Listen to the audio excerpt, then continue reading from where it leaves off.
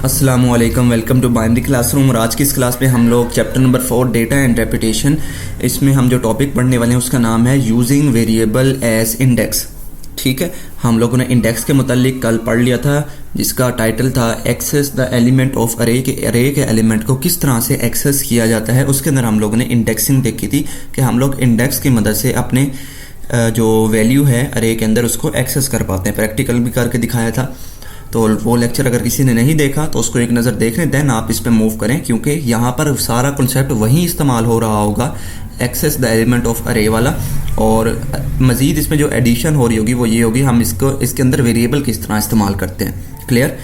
अब last lecture में भी ये डायग्राम थी जिसके अंदर हमने देखा था कि अरे जो एलिमेंट्स होते हैं उनको हम ये वैल्यूज़ कंसीडर करते हैं। ऊपर मैंने लेबल भी कर रखा है कि कोई अगर आपसे पूछे कि अरे एलिमेंट्स क्या है इस अरे में, तो वो उसकी वैल्यूज़ होती हैं। अगर कोई पूछे कि अरे इंडेक्स क्या है इस अरे में, तो वो उसके जो पोजीशंस होती हैं या लोकेशंस होती हैं वो उसका इंडेक्स होता है।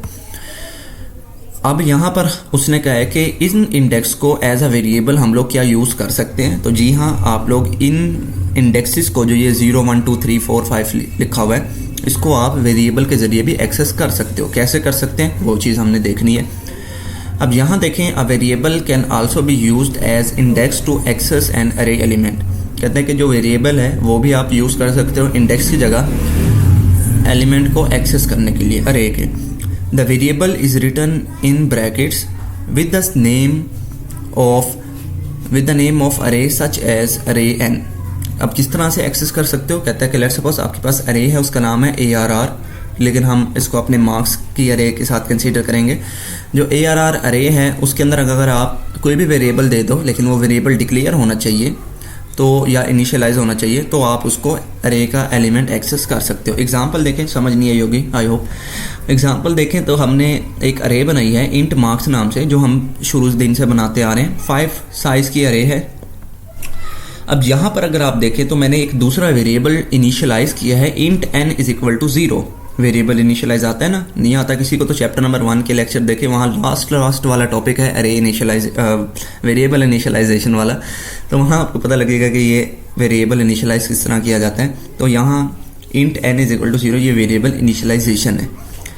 उसके बाद देखें तो लिखा हुआ है मार्क्स n। हाँ जी, अगर किसी को पिछला लेक्चर याद हो तो मैं यहाँ n की जगह 0 लिख रहा था, फिर n की जगह 1 लिख रहा था अगले एलिमेंट के, फिर n की जगह 2 लिख रहा था, इस तरह जा रहा था। बट अगर आप यहाँ देखो तो मैंने लिखा है मार्क्स n और उसके आगे जो मेरी वैल्यू थी मैंने वो लिखी है, लेकिन इस n की जगह ऑटोमेटिक 0 आएगा। क्यों? क्योंकि अगर आप n की वैल्यू देखो तो क्या है, 0 है, तो यहाँ 0 आ जाएगा। ठीक है, तो अगेन ये वही कॉन्सेप्ट हो जाएगा, 2 0 पे 2 स्टोर हो जाएगा।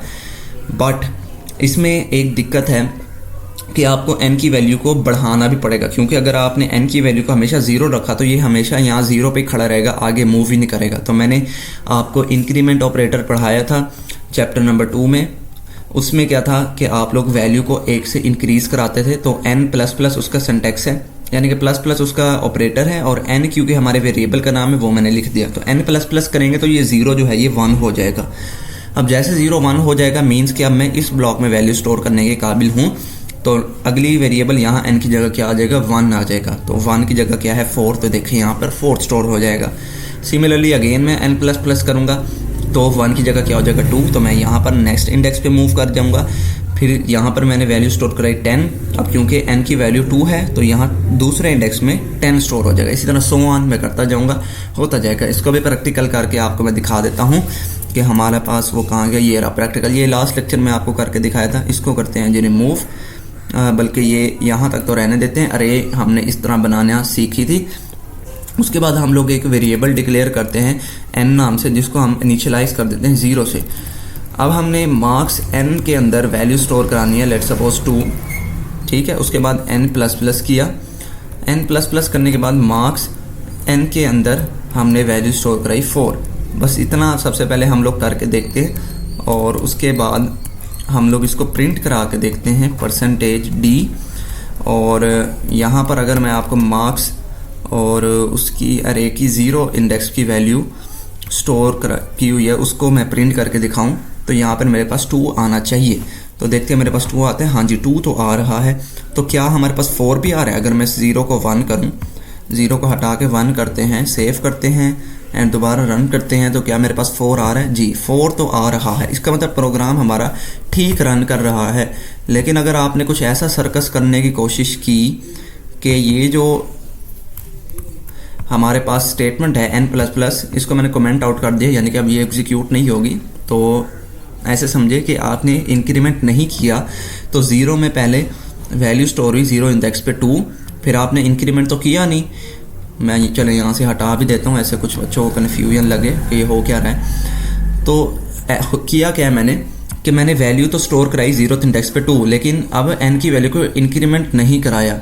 तो इंक्रीमेंट क्योंकि मैंने नहीं कराया, तो अगले इंडेक्स पे मैंने वैल्यू स्टोर करा दी 4। तो आप देखते हैं क्या ये फर्स्ट इंडेक्स पे मेरे पास 4 आया है या नहीं आया। मैं इसको रन करता हूँ तो देखते हैं, ये देखो अब मेरे पास फर्स्ट इंडेक्स पे वैल्यू आ रही है 0, देख रहे हो, जबकि मेरे पास फर्स्ट इंडेक्स पे वैल्यू होनी चाहिए थी 4, लेकिन आ रही है 0। वो क्यों ऐसे आ रही है? क्योंकि हमने इंडेक्स ही गलत दी है। क्योंकि हम 0 इंडेक्स पे तो 2 स्टोर करा रहे हैं और 0 इंडेक्स पे दोबारा से 4 स्टोर करा रहे हैं। इसको साबित करने के लिए मैं यहाँ पर 0 लिखता हूँ। तो अब 0 पे मेरे पास 2 वैल्यू स्टोर थी, लेकिन उसको मैंने ओवरराइड करके यहाँ 4 कर दिया। तो अब मेरे पास क्या आंसर आना चाहिए? 4 क्यों आना चाहिए? क्योंकि पहले तो मैंने वैल्यू को 2 असाइन किया था, लेकिन मैंने उसको ओवरराइड कर दिया, उसको मिटाकर मैंने उसकी जगह 4 लिख दिया, तो ये 4 आ रहा है 0 पे। लेकिन होना क्या चाहिए था? मुझे ये 4 1 वाली इंडेक्स पे दिखना चाहिए था। तो 1 वाली इंडेक्स दिखने के लिए क्या था कि आपको जो है n++ जो इंक्रीमेंट ऑपरेटर है वो आपको लगाना था, जो आपने नहीं लगाया। तो ये कहानी है इंक्रीमेंट ऑपरेटर की। आप इंक्रीमेंट ऑपरेटर नहीं लगाएंगे तब आप इसको एक्सेस नहीं कर पाएंगे। तो अब अगर मैं आपको रन करके दिखाऊं, 0 पे मेरे पास 2 आएगा, देखें ये 2 आ रहा है, क्लियर। अब और मेरे पास 1 पे जो है वो क्या आ रहा होगा? 4 आ रहा होगा। तो मैं यहाँ पर 1 भी आपको करके दिखा देता हूँ ताकि कोई शुबा ना रहे। तो 1 पे मेरे पास देखिए 4 आ रहा है। तो अब ये मेरे पास अरे जो है वो ठीक वैल्यू स्टोर करा रही है। तो इस चीज़ को बोलते हैं एक्सेसिंग द वैल्यू ऑफ अरे यूजिंग वेरिएबल। ठीक है, अगर आप यहाँ से यहाँ तक का हिस्सा देखें, ये वाला, और उसके बाद यही वाला हिस्सा देखें, तो ये सेम आ रहा है। तो सिंटैक्स सेम हो रहा है, रिपीट हो रहा है। तो जहाँ पर भी चीज़ रिपीट होती है तो वहाँ पर हम लोग यूज़ करते हैं लूप, जो कि हम नेक्स्ट लेक्चर में पढ़ेंगे। आपको याद हो चैप्टर का नाम भी डेटा एंड रेपिटेशन है। तो यहाँ तक हम लोगों ने डेटा स्ट्रक्चर और डेटा की हद तक का काम देख लिया है। नेक्स्ट लेक्चर से आप लोग रिपीट देखेंगे कि जिसके अंदर आप लोग सिमिलर टाइप का टास्क जो है रिपीट कर रहे होंगे। सेम लाइक फोटोकॉपी मशीन, आपके पास एक ही डॉक्यूमेंट है और आप उसको अगर फोटोकॉपी मशीन पे रखें तो वो उसी तरह की मल्टीपल कॉपीज आपको विद 9 मिनट आपको बना देगी। तो वहाँ पर हम ये यूज़ करेंगे। आई होप आपको ये छोटा सा लेक्चर पसंद आया। अगर पसंद आया तो इस वीडियो को लाइक करते जाएं। चैनल को बगैर सब्सक्राइब किए देख रहे हैं तो चैनल को भी ज़रूर से सब्सक्राइब करें। मिलते हैं किसी नेक्स्ट वीडियो में, तब तक के लिए अल्लाह हाफिज़।